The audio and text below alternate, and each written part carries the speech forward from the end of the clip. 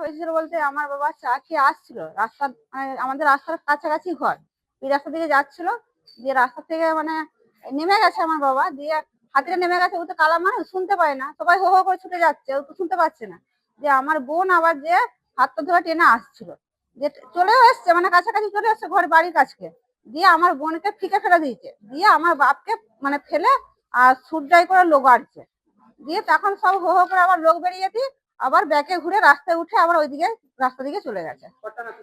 একটা হাতি, হ্যাঁ দলছোটা হাতি, মানে হাতিটা প্রচুর মানে জ্বালাচ্ছে সকাল থেকে, মানে পাড়ার মানে ঘরের মধ্যেও ঢুকে যাচ্ছে। আজকে সকালবেলা থেকে, ভোরবেলা থেকে ঘটনাটা ঘটেছে, মানে 1 ঘন্টা, হ্যাঁ 1 ঘন্টাও হবে, 7:30 পৌনে 8টার সময় হবে।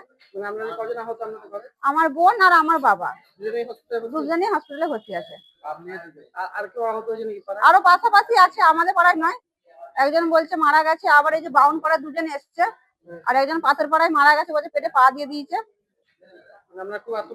হ্যাঁ এখন ঘুরে আতঙ্ক আছে, ছেলে বাচ্চারা মানে বাড়িতে যারা দিকে রেখেছে তারাও নিরাপত্তাই নেই। হ্যাঁ প্রচুর আতঙ্ক আছে।